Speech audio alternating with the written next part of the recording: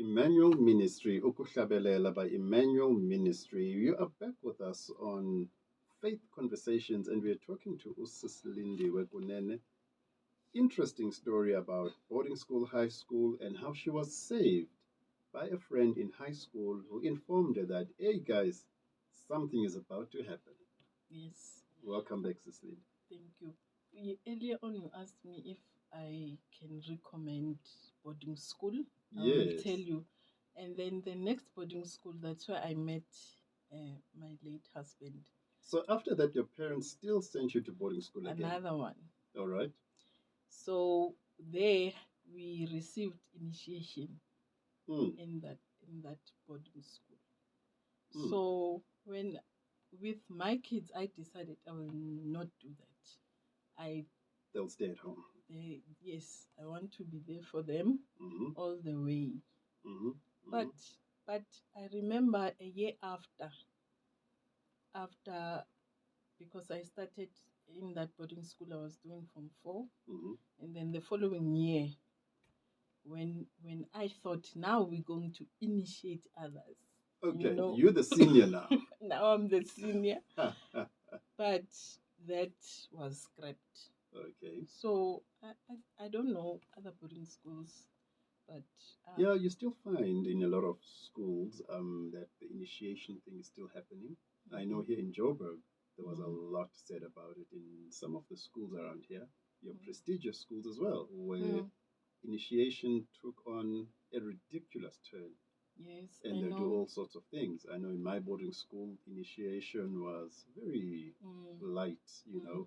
It was just boys being boys. You would have your seniors coming in late into the bathrooms and the showers. Yes, they want to bath first. But you must get out of the shower. And sometimes they'll tell you, no, go in.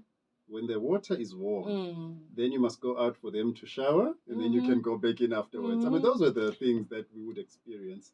Nothing hectic. At least it was not so bad. I ended up in hospital because of initiation. What happened? What was happening every night after school, they used to like make us sing. And while we are singing, they will tell us to sit like you must be sitting like you're sitting in a chair, but there is no chair.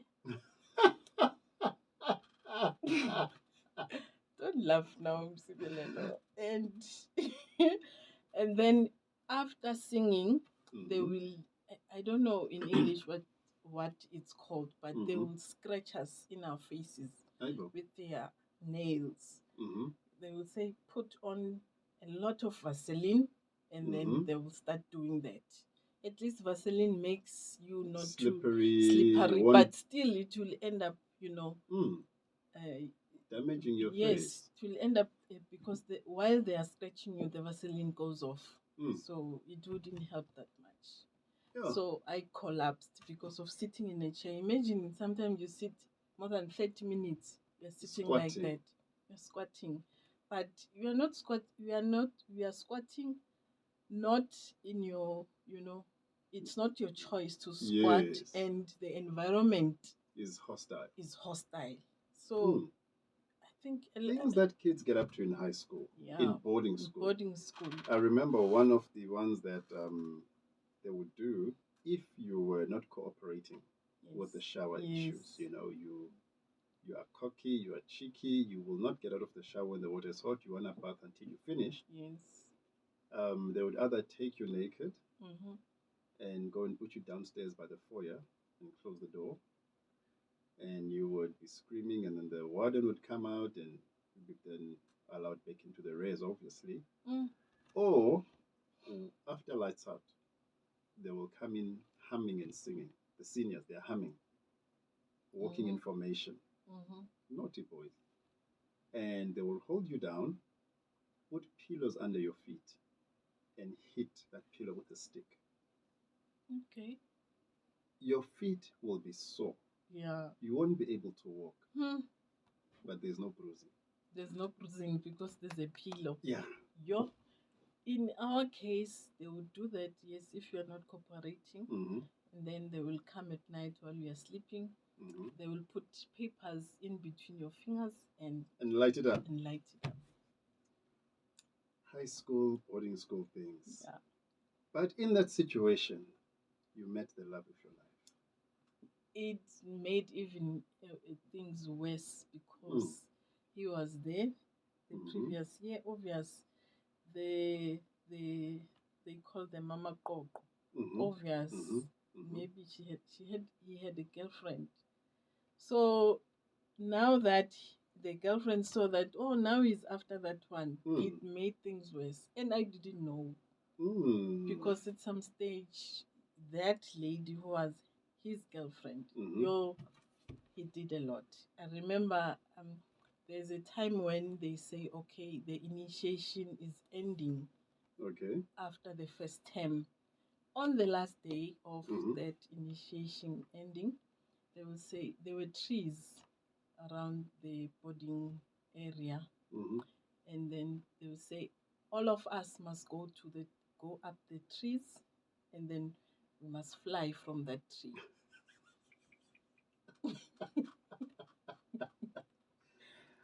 Okay. Yeah, we had to jump.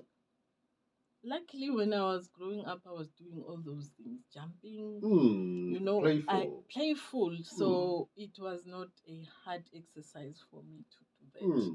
But imagine if you are not used to doing that, obvious you'll be hurt. Hey.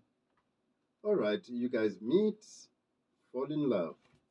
Yes, we met. I remember how we met. It was a sports day. I was an athlete. So there was there was, when there's 100 meters, 200 meters. Yes. So it was 100 meters, yes. And then he was the one who was holding all the winners. Okay. Yeah. Okay. So and you held on for too long on one. So I came number 2. Okay. So he was holding number 2. So that's when I think he saw me and he was able to talk to me. And he said, yeah, he would like to see me after after the event. Number 2 in the race, but first in his heart. Yes,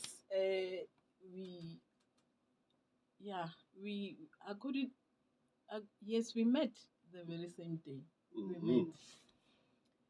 And I was late for the appointment because after the event, we had to go back to the dormitories, change. Eat. So I was late.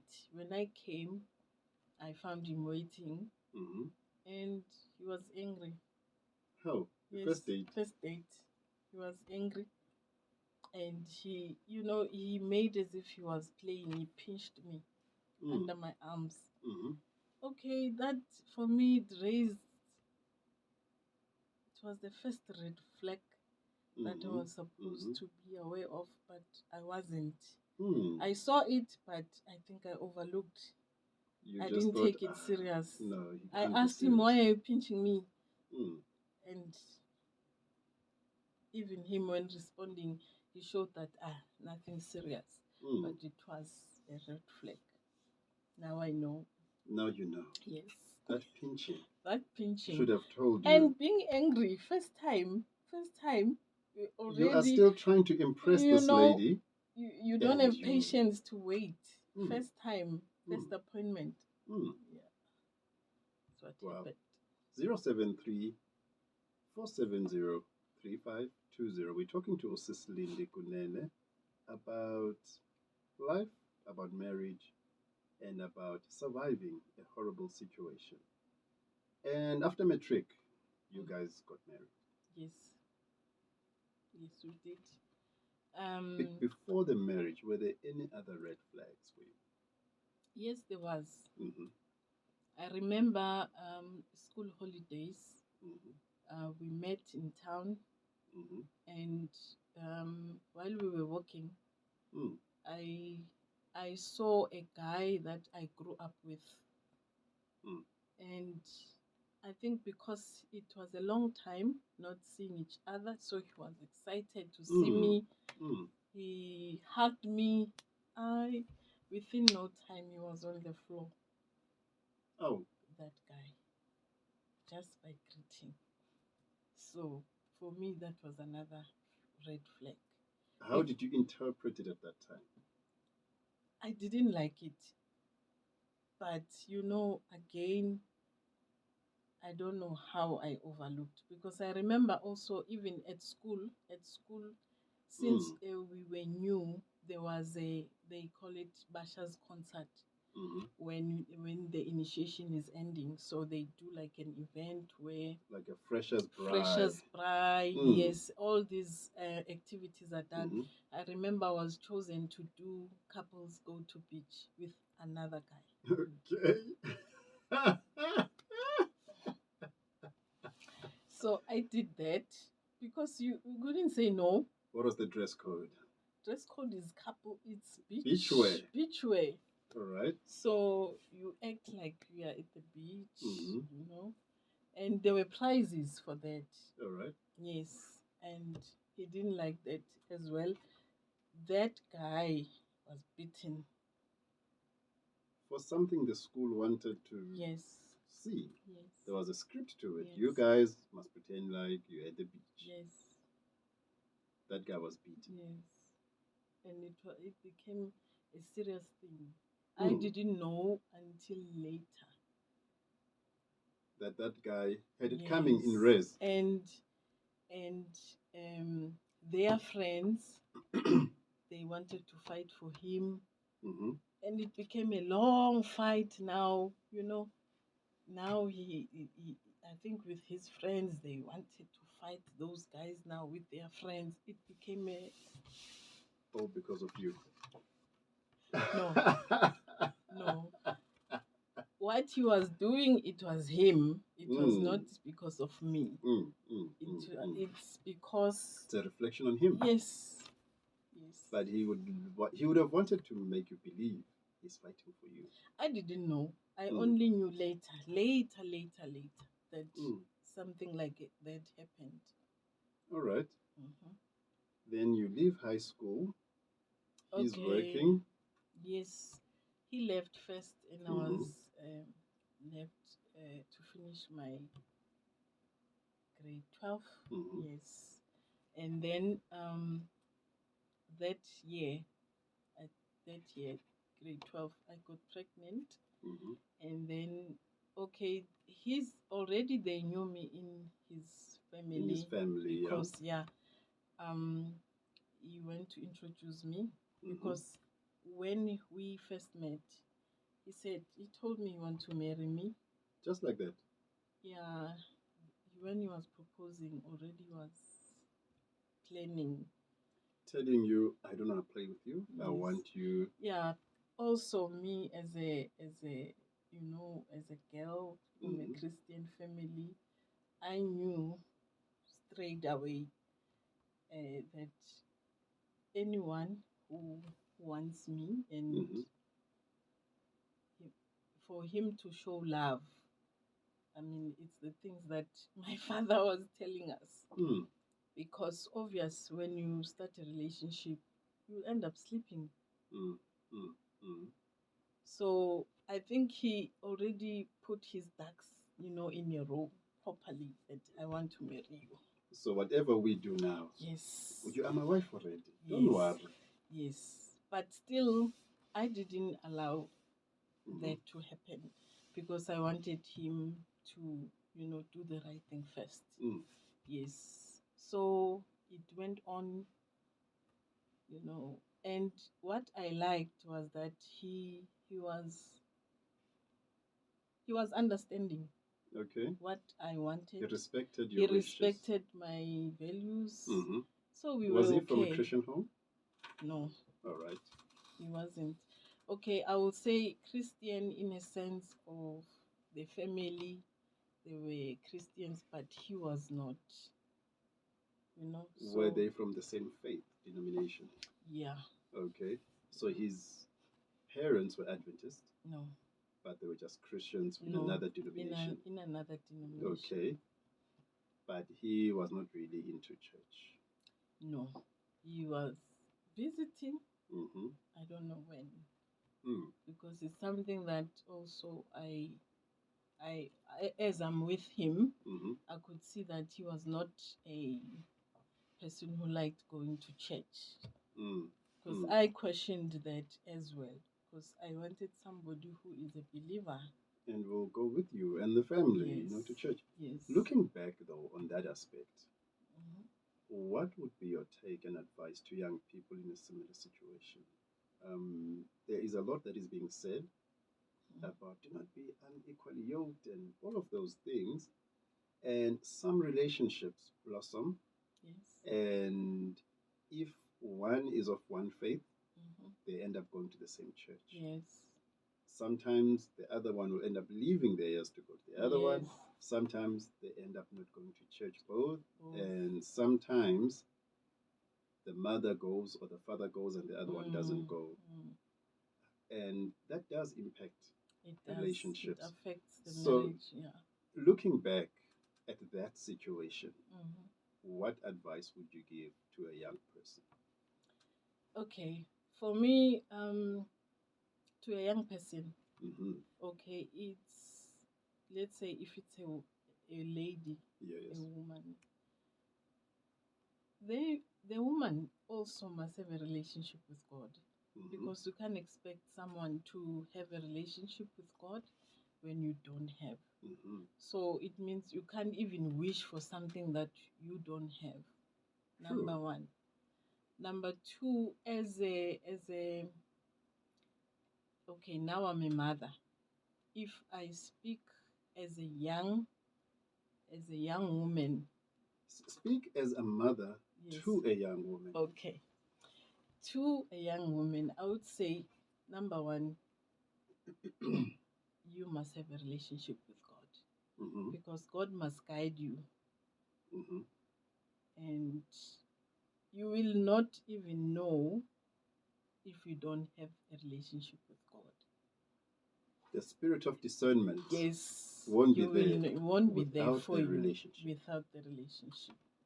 Number two, okay, in terms of is the person from the same faith, I would say yes, it's a bonus.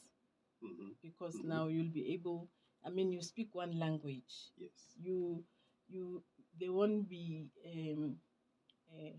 moments where philosophy of life. Yes, or I want to go to church, you don't want to go to that church. All those, yes, especially keeping the Sabbath. There won't be those challenges that I had. So